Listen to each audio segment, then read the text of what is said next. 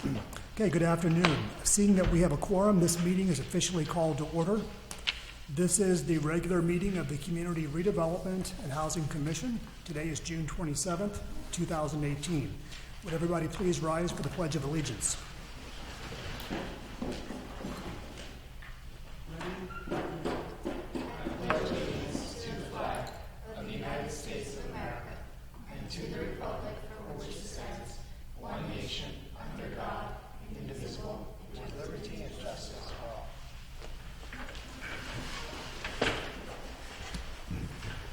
And would all the commissioners please make sure their microphones are on? Madam Recording Secretary, please take roll call. Commissioner Cano, Commissioner Garcia, Present. Commissioner Ramos, Present. Commissioner Santana, Present. Commissioner Solano, Present.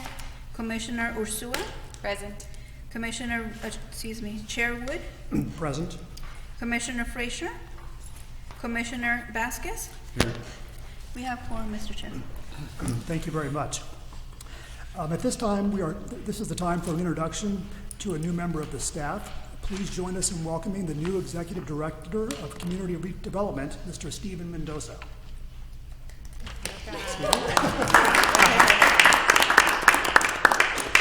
Thank you, Mr. Chair, members of the Commission. I'm a Santa Ana resident. I've lived here for 18 years now.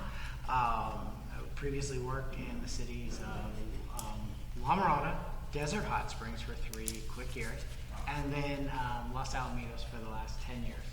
Doing everything from running public works departments to redevelopment to economic development, housing, and planning departments, building departments. So I've done half of almost everything in city government. So now here I get a chance to work with great staff and working on something I've never worked on is workforce. So that's going to be a fun part. But the other stuff I've had a lot of experience in and enjoy it thoroughly. I'm in my 28th year in my career, and hopefully I've got at least 7 to 10 left. Great. Welcome. Thank you very much. Does the Commission have any questions for Mr. Mendoza before we begin? Okay. This is the time for the Commission to consider matters under consent calendar. Items include 1 through 2. Do any members have any corrections to the minutes, items they wish to pull for separate discussion or abstain on?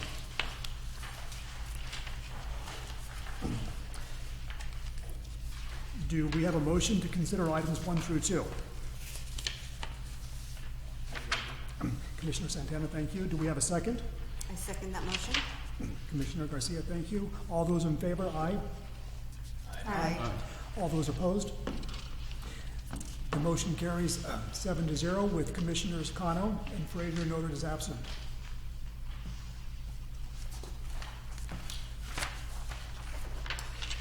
The next order of business is consideration of the regular business items. The first item on the business calendar is item number 3, the appointment to the Historic Resources Commission. I should note that this is because Vice Chair Tardif has resigned, and this term that we are filling will run through December. We'll fill the term of Vice Chair Tardif. Is there any member of the public that would like to speak on the matter? If so, you may fill out a request to speak form with the recording secretary. You have 3 minutes to speak. Also, we will not accept any additional requests to speak cards once we begin the public comment session. If you haven't already done so, please give your form to the recording secretary. I do not believe we have any public speakers. Will staff report or give us any input on this matter? No, Mr. Chairman. Right, thank you. And seeing that, does the commission have any questions for staff before I open this up for volunteers? No. Okay. With that in mind, do we have a volunteer or two that would like to volunteer for this commission that would like to serve out the term through December? I'm interested. Okay. Are there any other commissioners that are interested? Can city staff give more? I understand that there was a petition when it first came around. It's for the historic preservation of the community, right? Right. There is a, in fact, staff could report on the back of our agenda. The last page does give some detail to to the commission and what the capacity is and what the background of the appointee should be, or is optimum, but, I can interrupt real quick. I think I read that it said there was two positions that was appointed. Right? Yes, so there's the Historic Resources Commission consists of 9 members, and 7 of the commissioners are appointed by City Council.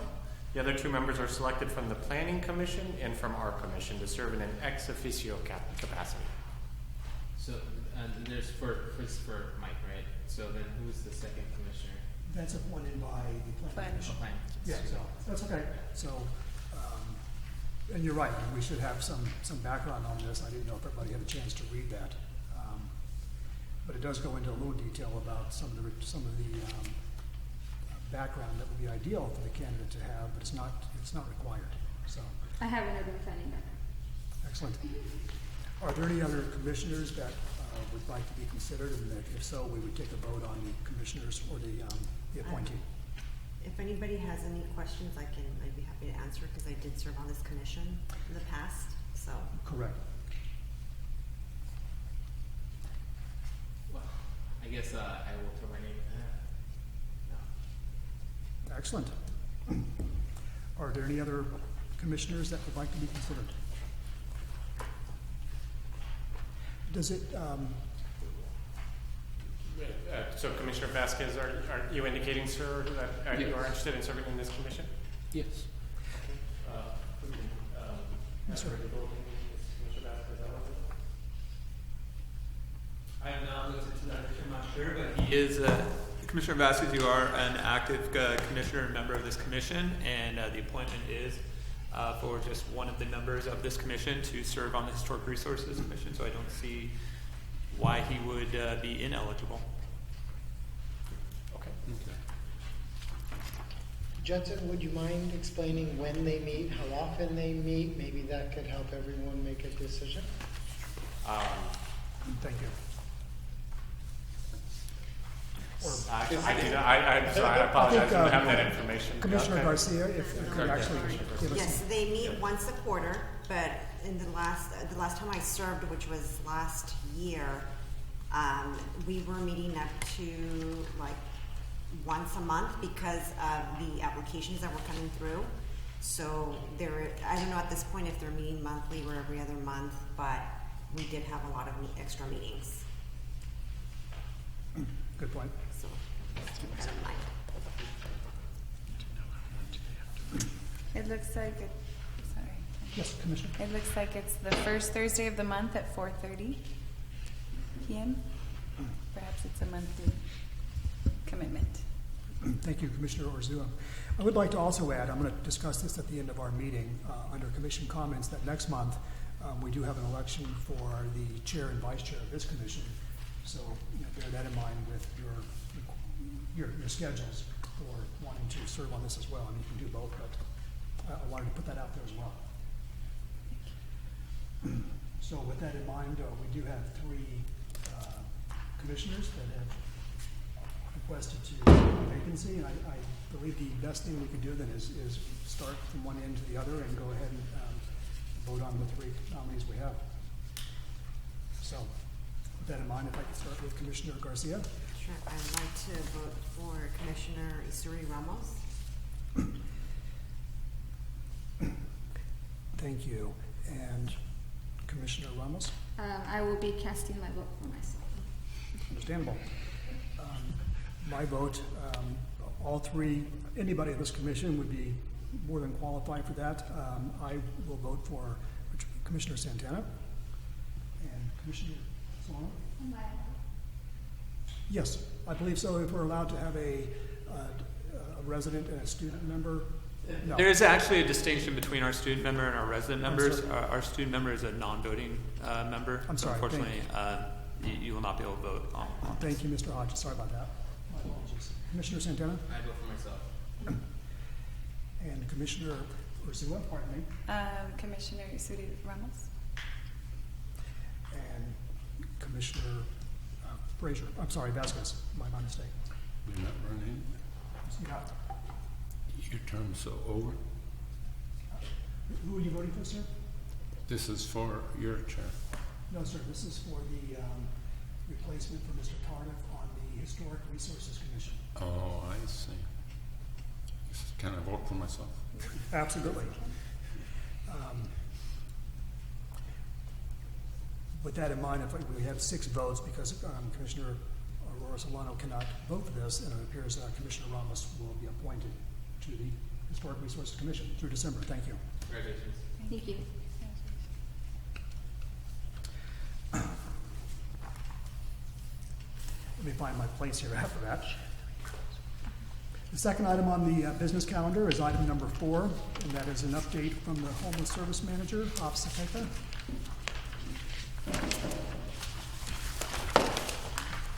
Hi, good afternoon. Good afternoon. Hi, everyone.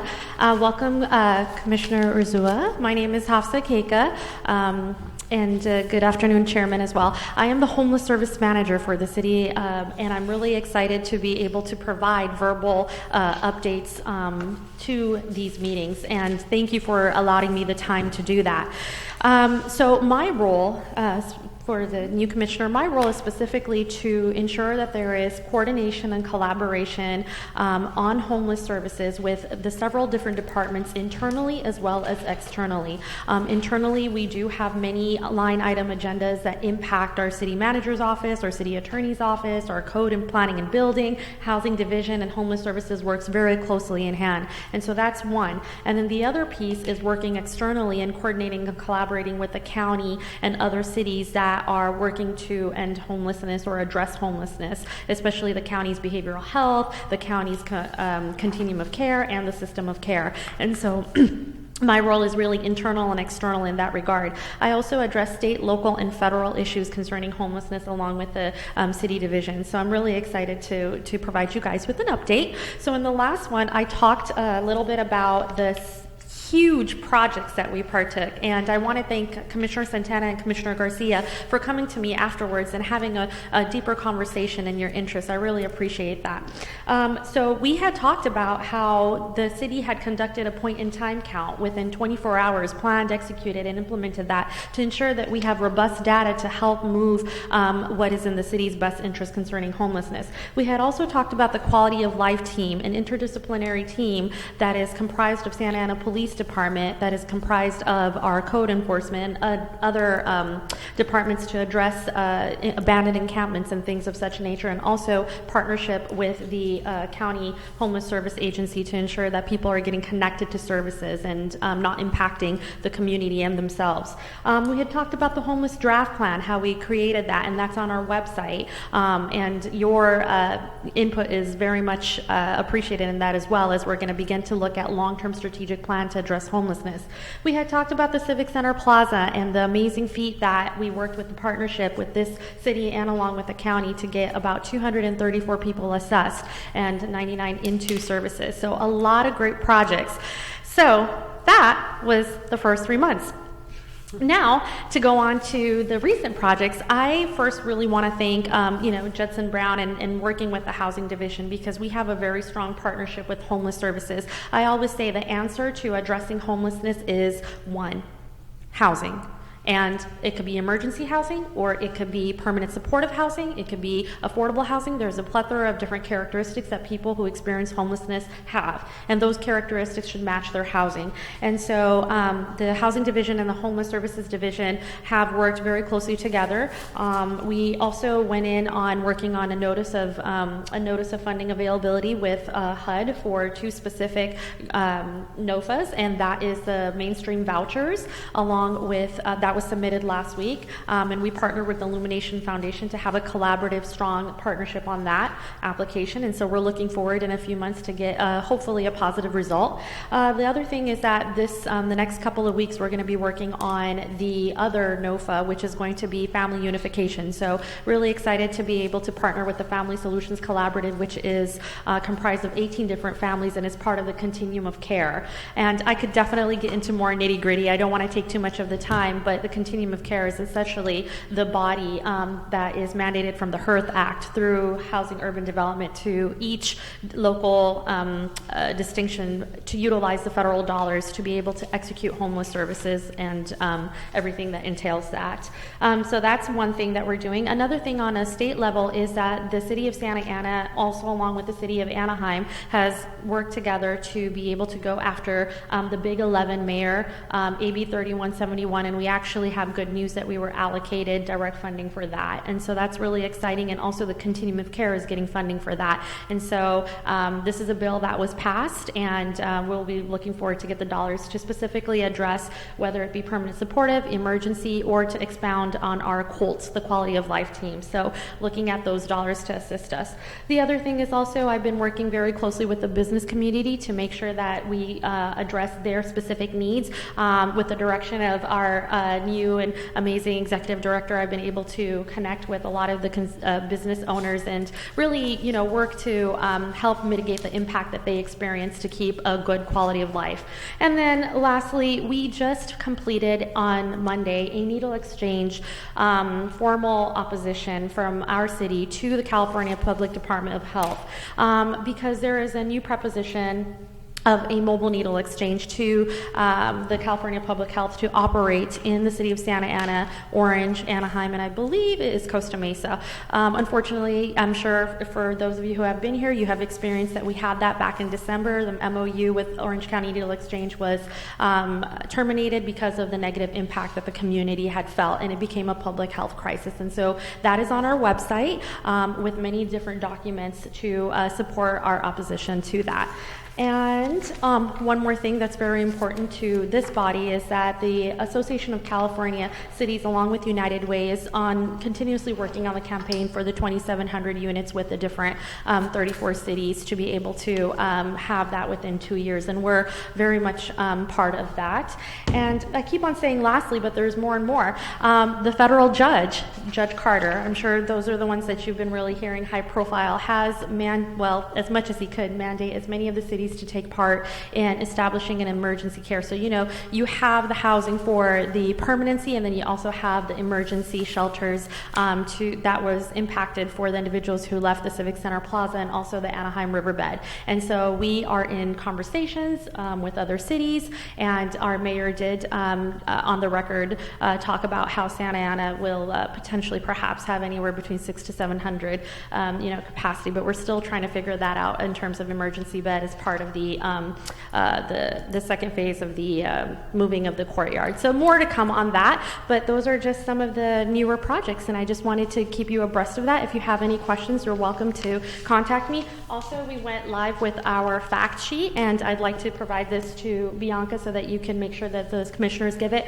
It's a little fact sheet on affordable housing, shelter beds, our available services, and everything that the city of Santa Ana is doing to address homelessness. Thank you. Thank you. And Hafsa, before you sit down, I'm going to ask the other commissioners if there's any questions or comments from them. Thank you. Commissioners, do you have any questions or comments for Hafsa? We'll start with Commissioner Connell first. It's fine. I'm sorry, Ramos. No worries, thank you. One of the things you said, well, thank you for that update. I wasn't present at the last meeting, but I'm happy to have heard a recap of that as well. One of the things that was mentioned was that you've been speaking to the businesses and helping mitigate some of the impacts that they're feeling. So I'm wondering what those mitigation strategies have been. Yeah, absolutely. So that really goes back to the quality of life team. And it actually also just has to do with the conversation with the business community that we have my position to really coordinate the services. So for example, if a business is experiencing abandoned property, they may not know who to go to. They may not know how to contact. We actually have an app on our Santa Ana that you could talk about abandoned property. But what is the distinction between just trash versus abandoned property and somebody who's living there. And so kind of going into that and explaining how they could actually contact what would be the best means to get some of the COLT team to come out. That's one. And number two, also letting them know that there is a larger grassroots efforts from all different kinds of entities throughout the county, that the city of Santa Ana is now just not taking the burden. We have taken the burden for many, many years, but now that we are standing up and saying, there are these other cities that we are asking to take the brunt, that we completed the point in time count, and that we found that 50% of the people actually came from different parts of the county. And so how we're able to, address those issues and continue the collaboration. And who is a part of that quality of life team? Yes, so it's the Santa Ana Police Department. It is the Orange County Healthcare Agency outreach workers that's going to work with the individual who's experiencing homelessness and trying to assess them and get them into services. We also have code enforcement. We have Public Works as well, who put on their outfits and work to clean the areas. Okay, thank you. Yeah, you're welcome. Thank you so much. And I think everything sounds great. I would just like to make sure that we're actively doing what we can to ensure that we're not over-criminalizing the homeless population. Absolutely, and actually we had that conversation just about an hour ago at the COC Continuum of Care. One of the things about criminalizing the homeless population is that the judge has made it very specific. We have a champion here, Judge Carter, and he's made it very specific that individuals who are seeking help should be prioritized. Those who are not seeking and who are just not wanting the services, there should be some form of a ramification to be able to nudge them into the correct direction. One of the things about our Santa Ana Police Department is that we have a dedicated officer that implements best practices in homeless services, and so how to be able to engage with trauma-informed care, with critical time intervention, with motivational interviewing, which are all best practices for individuals who are experiencing homelessness and a plethora of biopsychosocial issues. Thank you. Commissioner Ursula? Yes, thank you also for the introduction and all the work that's been done already. I want to echo the comments by Commissioner Ramos on just the care that we're taking and being attentive to not over-criminalize the population. I'm curious on that same topic of the quality of life, and you mentioned a network of grassroots supports, if there is coordination between your office and them. Yeah, absolutely. So for example, I'll talk about the United Way campaign to end homelessness. That has been really exciting. They have brought in faith-based communities. They have brought in different landlords to educate them on individuals who potentially have vouchers but are not able to sustain housing or have that housing navigation with them to advocate for themselves. So Santa Ana has been ahead of the game for several years, but these are some of the entities that we're working with. Thank you. And then I had some questions on, I don't know if you know the amounts. You were mentioning the NOFA vouchers, and it sounds like it's an application. Yes. What would the yield of that be if it's successful? What would the what? What would the result be? Like, what are we applying for? Yeah, absolutely. So they would be potentially vouchers, and they would be in partnership with a nonprofit that we would enter into the collaborative application with. And so the partners, the nonprofit would provide the supportive services, and then they would get the vouchers to help sustain housing. And is there a quantity? Sorry, in terms of the amount that we applied for, we applied for 100 vouchers. 100 vouchers that were, I believe, well, especially for the Family Unification Project, the maximum that we could apply for is $1,071,000, and we just completed the other one last week. And I think that's what the one you're asking about, right? Yes. I think that was for $5 million was the maximum. It was $5 million. Yeah, and we requested $5 million. Yes. We requested the sky is the limit. Yeah. The max. The maximum. Great. And we need your energy to, hopefully we'll get that. Put it out in the universe. When do we expect to hear back? So that should be, I think they had mentioned October or September, and I will definitely, inform this group once I receive that. Thank you so much. Any other questions? I have a quick question. Absolutely. Thank you for your presentation. One of the questions I had, and we've actually had a presentation done not too long ago at our neighborhood association meeting. And one of the challenges we're facing in our ward is the railroads or the Yes. railways. Yes. And it's becoming intuitive that homeless folks know that they can just jump onto the tracks, and then they're kind of like, it's a little bit more difficult to get them the services. Absolutely. So, has there been talks with the Pacific Railroads? Excellent question, and I'm glad you brought that up. So the judge actually asked the Union Railroad Pacific company and their 4 representatives to show up in his hearing that happened 2 weeks ago. And he said, we need resources from you. How are you going to be also contributing to some accountability regarding this? The reason being is that our Santa Ana Police Department can only do so much, but the railroads have a different jurisdiction. I believe there's 2 for all of LA and Orange County. And so the judge made it very clear that this is a friendly reminder for the first time to bring your resources and how you could help the homeless individuals that are on these train tracks that could be a potential harm to themselves and to the community at large. But next time, he's going to want to see real answers. Thank you, Ms. Elsa.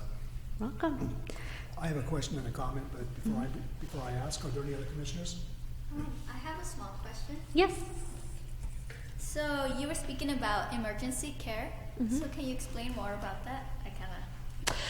Yeah, so I think speaking more so along the lines of an emergency shelter. And so what's happening is this federal judge who has emerged as the champion has pretty much as his jurisdiction can, mandated as many of the cities to rise up and take accountability. And so there are 3 different service planning areas. I did work in LA, and so LA has 8 different service planning areas from Antelope Valley to Long Beach. In Orange County, it's a little smaller, so it's called Central, which we are in this service planning area, and we kind of work with the different, Costa Mesa, Fountain Valley, Garden Grove. Those are all the different cities and a little bit more. And then there's North, Anaheim, Fullerton, so they're that service planning area. And then there's the South, Irvine, Newport Beach, San Clemente, that's the South service planning area. So the judge has requested that all of these service planning areas work together and identify localities that they could potentially host an emergency shelter. At the bare maximum, at the bare minimum, figure out some access centers, figure out some ways how homeless individuals who are experiencing homelessness don't have to just be transported to Santa Ana and then be at where do I go, right? And so to emergency shelter, there's that request to identify a place that would serve as an emergency shelter in each one of these service planning areas. And Anaheim has identified 3 smaller areas, one from a very large legacy family that's going to be contributing. We have an emergency shelter here that's county owned, and the emergency shelter is essentially a low barrier to address people, to guide individuals who are experiencing homelessness as a first spot, to be connected to case management, housing navigation, mental illness support, medical, substance abuse, detox. So it's a multidisciplinary connection center. That would be a high functioning but a low barrier emergency shelter, and potentially get them on the route to permanent supportive housing. Thank you very much. Hafsa, you mentioned there's a dedicated officer for best practices in Santa Ana. What's the officer's last name? Yes, it is Hawkins. Hawkins, right. And I apologize because I actually spoke with Officer Hawkins, and his name is in my file at home, and I didn't have it with me tonight. She. Yes. Actually, I spoke to a gentleman who called me and said that he was the officer. Let me tell my story real quick. One of the things I do outside of here is one of my many hats is I'm a property manager for several homeowner associations in Orange County, in central Orange County, Garden Grove, Westminster, and Santa Ana, where I live. And recently, the HOA in Santa Ana experienced a homeless individual that had set up camp in the bushes outside of our wall, but on our property and not the city property. So several members contacted me and asked me if I could do something about it. So the only thing I thought of was to call the Santa Ana police, which I did. And for several days, I kept calling. And it was a bit of a battle to speak with the dispatch officers and explain that the situation was unique because it was by Segerstrom High School and there were actually needles outside the tent. But they kept telling me there's nothing they could do because the individual, if they're not there at that time, they couldn't go out and do anything. I did speak with Councilman Tinajero, who I guess talked to the chief of police, and the situation was resolved very, very quickly. But later, a day later, I had a call from an officer, and I wrote his name down at home because it's in my file, and I don't have it. And he was very courteous and just introduced himself to me and said his one of his functions at the police department was to when these calls come in, is to go out and not just take these individuals and move them to another location, but to actually assess their situation and see what their needs might be and what difficulties and other issues, drugs or etc. And I thought that, again, I wrote that down for my own purpose, but I thought, what a great idea and a name and a contact to have. Does the city advertise this, that there is a service, a police, central number they can call to not just report people, but to try to help them? Yeah, absolutely. And I'm wondering if you're talking about Corporal Montiel or perhaps Corporal Montiel. He oversees that group of individuals. Yes. Okay. And then, of course, I work very closely with our Deputy Chief Gaminsky as well. And so they're a really great team. All this information, it is on our website, but that's what I mean by best practices. It's not just saying, hey, you need to leave right here, and we're not going to tell you where to go. It's really the connection. And what the beautiful part about it is that we had the officers that addressed homelessness in the Civic Center constantly engaging the individuals to get them connected to services, so that relationship is there. So I appreciate the fact that you provided that narrative. And I know that you said it took a little time from the first couple of attempts, so that's definitely something that I'd like to look into a little bit more. Maybe offline I could we could get more information around that. Right, but the main gist of my story was that there were a dedicated team, and it was very impressive. In fact, I shared that with that HOA, and they were very appreciative that Santa Ana, has that facility and that expertise available. So thank you. Thank you. Can I say one more thing? Absolutely. And thank you for sharing, because I also wasn't aware, and that's helpful to know that there is specially trained or just a resource within the police department, because I was wondering too if there's sometimes like community organized or community based rapid response networks that happen as based on need, and I don't know if there's anything like that also around homelessness, so that it helps a lot to know that there isn't response with force, that there's actually a response that is connecting to additional services, and I don't know if there are others that can be a resource. There are, and our ESG funding actually supports CityNet, which is a specific 501. I think it's a nonprofit. It's a nonprofit, and they actually contract with many different different cities, Anaheim, Fullerton, and so we also contract with them, and they deploy different outreach workers from the city of Santa Ana, and also connect them into the system of care. And the system of care is also comprised by an actual homeless management information system where individuals' names could be inputted so that they could be prioritized. And we actually have a technical tool that's best practices throughout the entire nation called the VI SPDAT. And so it gets really meticulous on how people could get connected to services. But we have outreach workers, but I thought it was very strategic that the city of Santa Ana actually established best practices within the Santa Ana Police Department, because I worked in LA, and LA has a huge law enforcement and a huge problem out in Skid Row where I worked, and I really didn't see this level of commitment. And it's really difficult. You really have to establish that rapport. And so I'm excited to say that we not only have the outreach modality that you spoke of, but we also have the Santa Ana Police Department to diffuse potential difficult situations, because those do exist, especially when there is drug addiction involved. Great. Thank you. Any other questions? Thank you very much. Thank you. Awesome. Thank you. With that in mind, do we have a motion to receive and file item number 4, the verbal update from the Homeless Services Manager? So moved. Thank you, Commissioner Ramos. Do we have a second? I'll second. Thank you, Commissioner Urzula. All those in favor, please say aye. Aye. Opposed? The motion carries 7-0 with Commissioners Cano and Frazier noted as absent. At this time, we move on to work study sessions. We have 2 work study session items. Please note at this time there will be no motion or action taken on these items unless the language includes that. The first item to discuss is a request to amend the bylaws to change the time of our regular meetings. Judson, would you want to give background on this, please?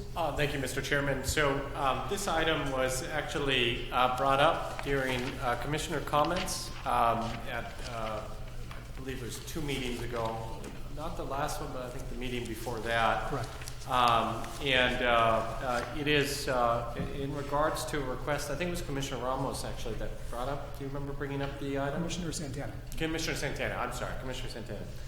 That brought up a request to amend the bylaws to change the time of our regular meetings. In our bylaws, this section is under Article 3, Section 1, time and place of our meetings. It states under Section 1, the Commission shall meet at 4:30 p.m. on the 4th Wednesday of each month.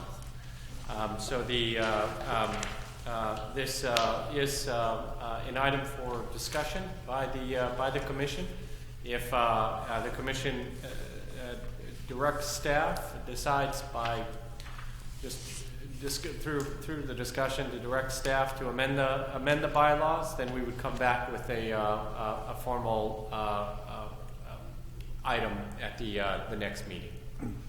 Okay, thank you, Mr. Brown. I'll open the floor up to any comments, questions from the commissioners. Sure, I'll go ahead really Commissioner quick. Santana? I think my main concern here was that I've been noticing a trend of, commissioners running in late and some that are not able to make it at all. And so that's why I initially brought it up, because I felt like if we adjusted the time, maybe perhaps it would give a commissioner more time to get here. But after our last meeting we had more in-depth information about overtime and how it falls into city staff budgetary. In my opinion, I'm a little resentful for bringing it up, because now I think about it. It makes perfect sense. So.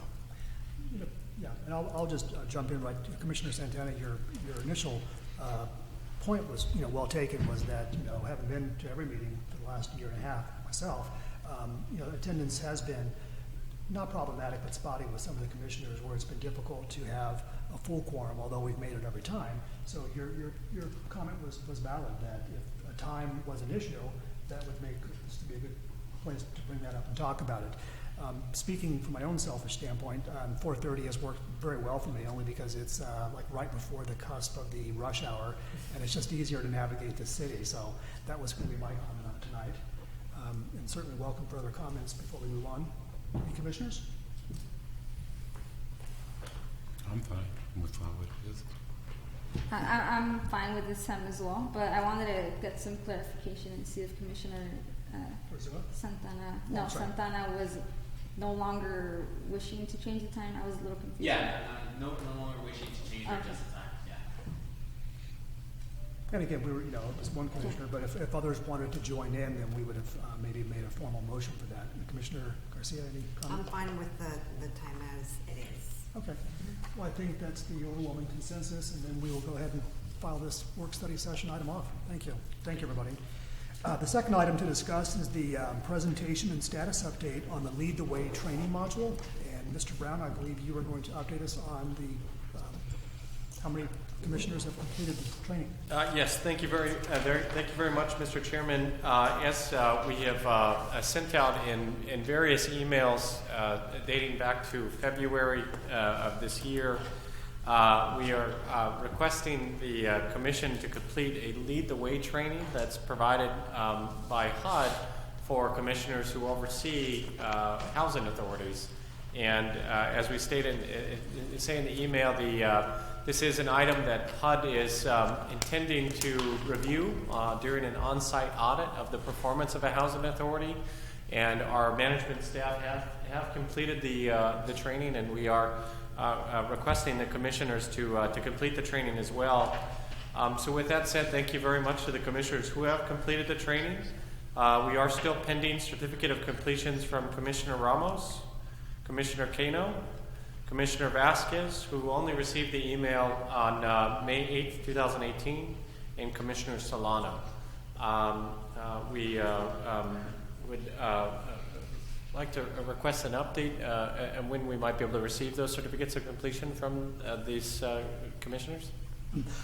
Commissioner Kano is not available here, so one of us, the city staff or myself, should reach out to her and see what that is going to entail. But then I'll go ahead and start with Commissioner Ramos on your status update. Yeah, I apologize for not having completed that yet. I can have it completed by the end of the week. Excellent. Now, I don't want any commissioner to feel singled out up here. It took one email prod from the city staff for myself to get it completed as well, and I do have a lot of time available. I know it's restricted for a lot of the other commissioners. Commissioner Solano, can you give us an update? So I began the process, and then when I didn't exit out, but I left the computer, it slept basically, and it erased everything, so I had to restart everything. I don't know why I did that, but I'm working right now, so I've been getting home around 6, 5, so and then I go back to sleep and then do my daily schedule. So I'll try during the weekend to get that completed. Yeah, there is. If you do start it, there is a way. I know if you drift off and sleep or whatever, that's going to happen. But there is a way to lock in your progress. Okay. And if you sign out, it'll lock that in so you don't lose that forward progress. Yeah, it's actually if you were to log out at the point wherever you are, whatever page you are or screen you are, it'll save that point for you because it knows that's when you logged out. But if it times out, maybe that's going to be an issue. And I know the entire module takes about maybe 3 to 4 hours max. So if you plan on that time frame, that might help a little bit. Thank you very much. Absolutely. Thank you very much, Commissioner Solano. And for the meeting minutes, if you could state when you expect to complete the training?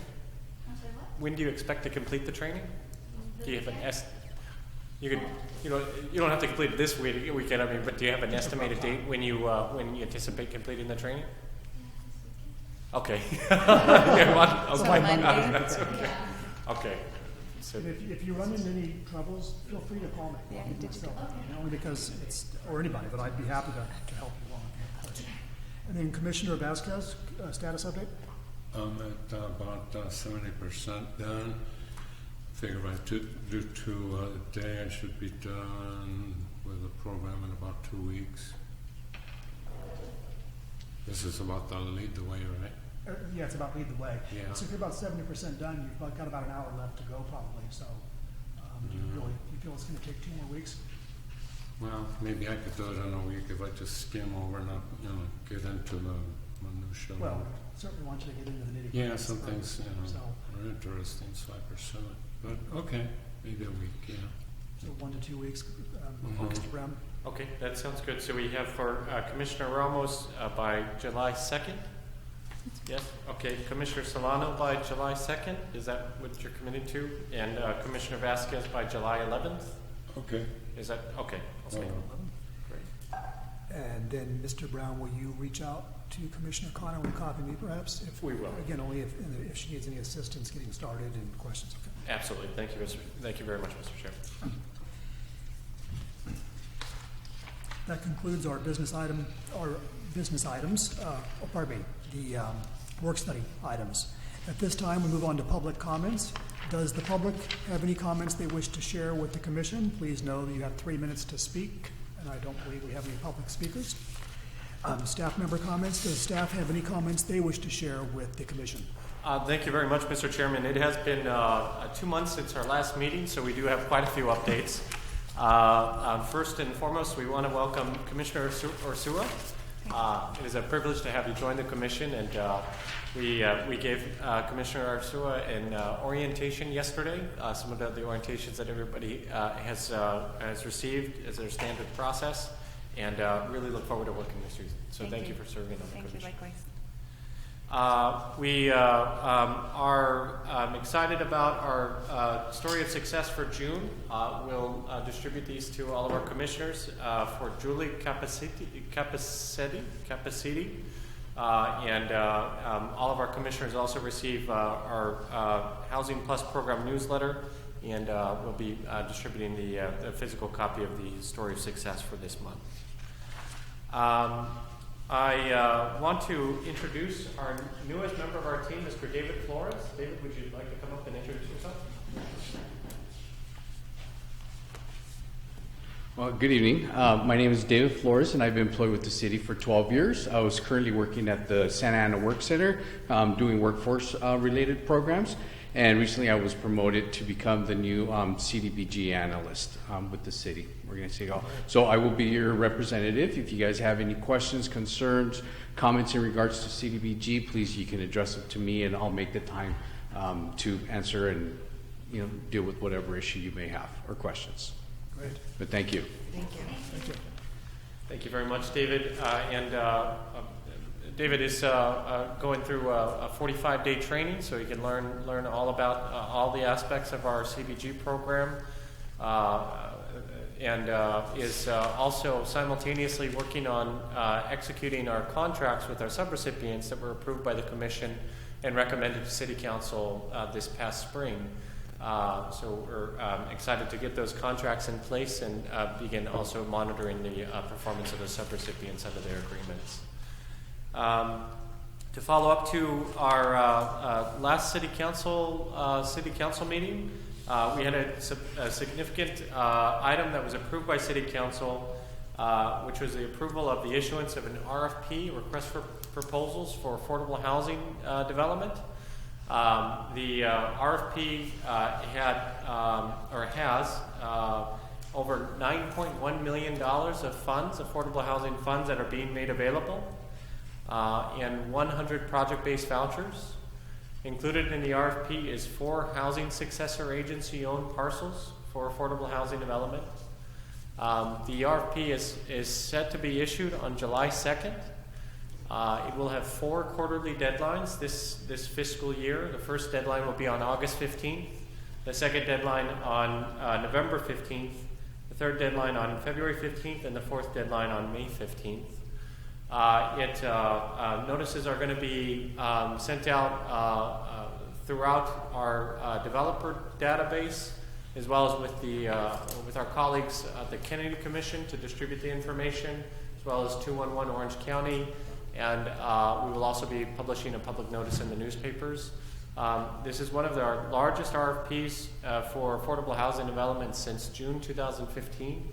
It's a very exciting RFP for our community to be able to invest in the development of new affordable housing units and potentially permanent supportive housing units, with the 100 HUD-VASH project-based vouchers being made available. Staff were excited to celebrate together with any commissioners who were able to attend the Deepwood Santiago grand opening on June 14th. Unfortunately, I was not able to attend. Were any of our commissioners able to attend the ceremony? Well, Commissioner Santana? And Commissioner Ramos. Oh, wonderful! Great. We heard it was a great event, and really happy that you were able to attend. On June 16th, we celebrated the grand opening of 5 Habitat for Humanity homes. A little history on these homes. Back in 2011, the Community Development Agency and Habitat for Humanity entered into a disposition and development agreement for 5 single-family homes to be sold to low and moderate income buyers. The homes would be sold at an affordable price and would be restricted to income-qualified households for a period of at least 45 years. The completion of the homes on June, which we celebrated together with Habitat on June 16th, coincides with June as National Homeownership Month. In addition, on June 25th, staff celebrated the Roosevelt Walker Community Center ribbon cutting ceremony. Mr. Flores was there on our behalf. The Roosevelt Walker Community Center was a collaborative effort between the City of Santa Ana and Santa Ana USD, where students from Santa Ana USD will now be able to utilize the center on weekdays during school hours, and programming for community use will be scheduled in the evenings and weekends. The project includes a 10,000 square foot community center, a playground, community garden, a multi-purpose field, a jogging track, basketball courts, and a parking lot. So this project ties directly to our CDBG program, in which $2.1 million in CDBG program funds was contributed to the financing for the project to make it possible.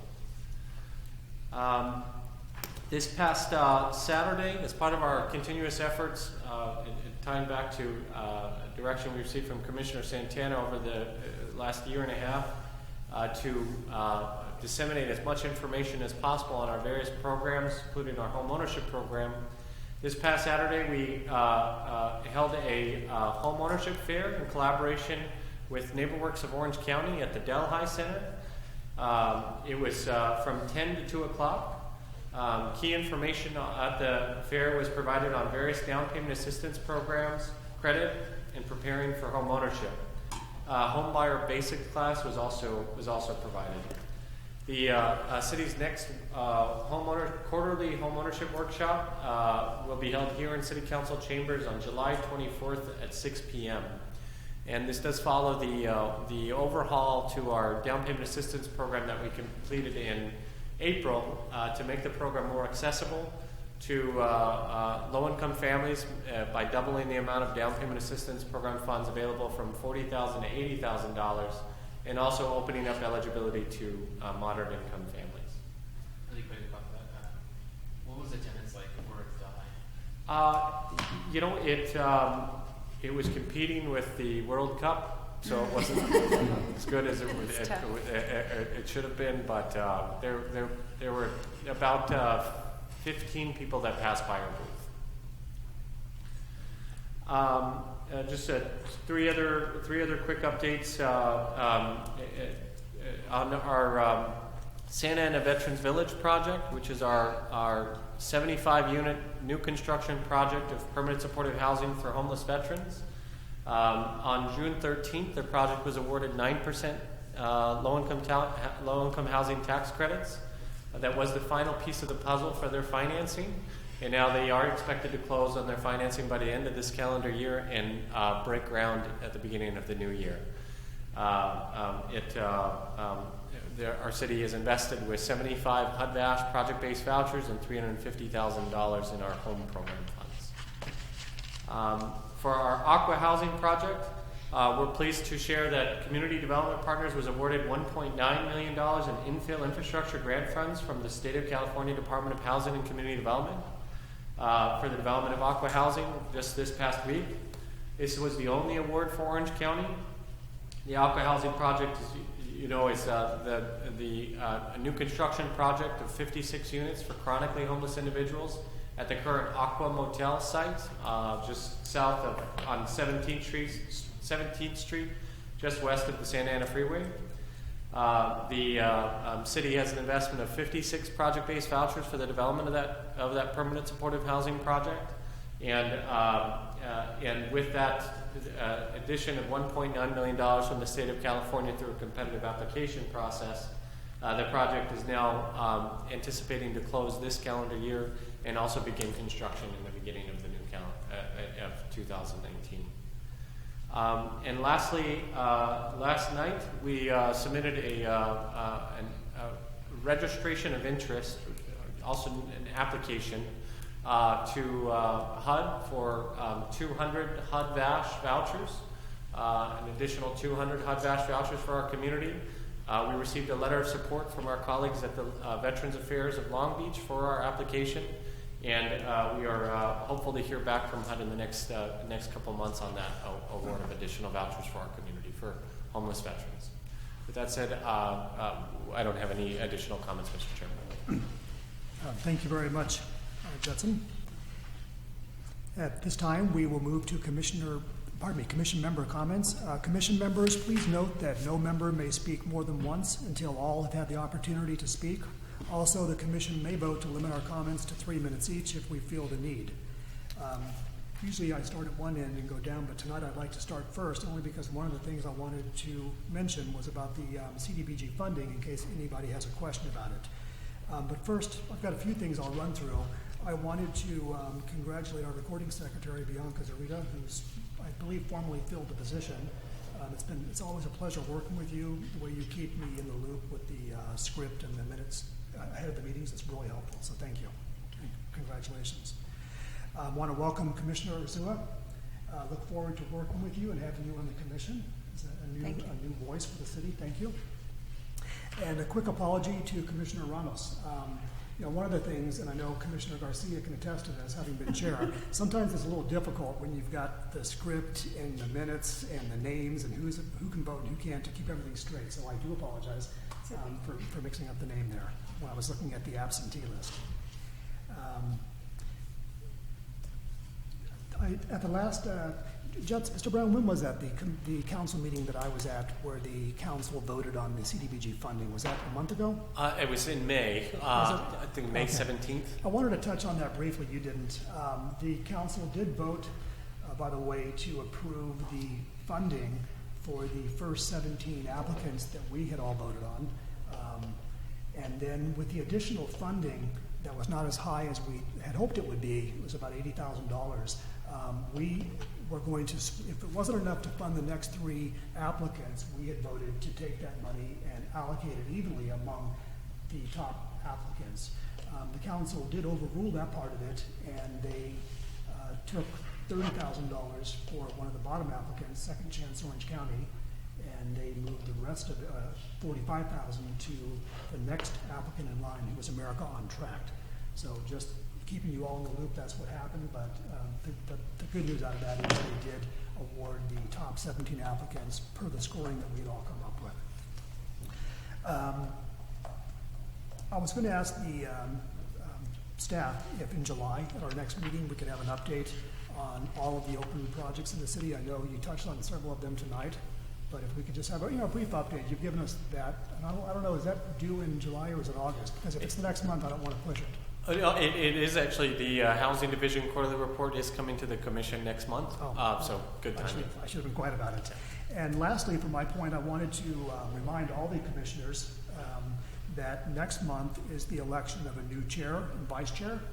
And the only thing I wanted to say about that is just to let all of you know that and to encourage everybody to show up, because it's an important vote. I know last year we only had, I believe, 5 or 6 of us, so I'm hoping everyone will be there.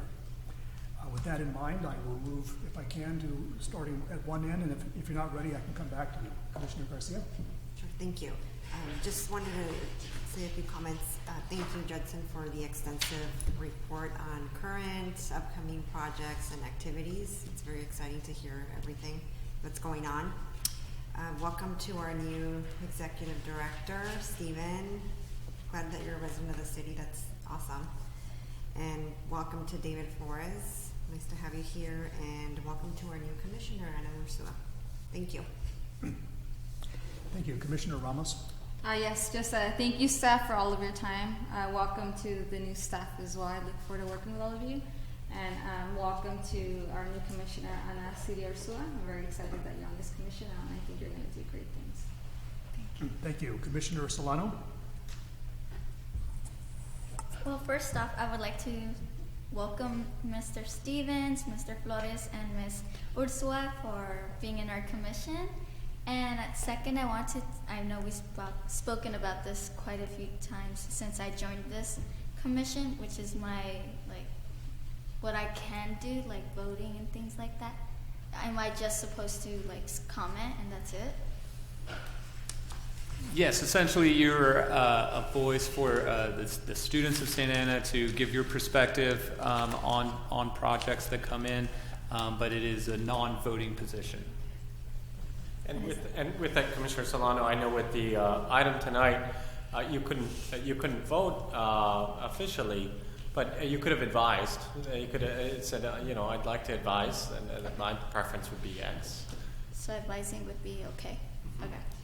And third, and I will make sure that I will fill that Lead the Way training by this weekend. So, thank you, guys. Thank you, Commissioner Solano. Commissioner Santana? Of course, I'd like to congratulate Mr. Ramos on your new commission. I want to welcome Anna to the commission, and all city staff for the hard work you do, and just hope you guys get to enjoy the next week, 4th of July, with your family, and have a safe 4th of July. Thank you. Commissioner Ursula? I want to say thank you to everybody. I feel extremely welcome into this space, and I feel the responsibility to do a good job.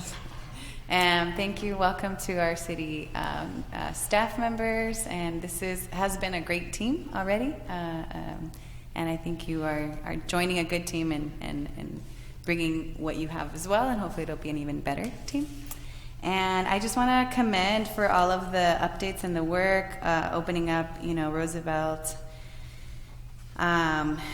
to community use. I think we've come a long way as a city to be able to grow access to community members, and that will support recreation, it will support health, it will support overall network and connectivity. So I just want to commend those of you who've worked on this, and then the just growing the inventory of available housing at the levels of affordability that are needed, and it just speaks to the good work that you have all been doing, and I'm looking forward to more of that. Thank you. Thank you. Commissioner Frazier. Vasquez. I would just also welcome the new staff and commissioner. You're welcome. Okay, thank you very much. And I believe Commissioner Ramos has one more question. Yes, I have a question regarding our student member. So I understand that she's not able to vote at this time. And is that due to the bylaws? Yeah, it's actually it's a position. It's in reference in the bylaws, and I believe it's also in our municipal code laid out. Or actually, it's the tenant commissioners that are listed out in our municipal code, and then the student commissioner is listed out in the bylaws. There's also the clerk's office has like a procedures manual as well that kind of lays out the rules and regulations for those additional commissioners.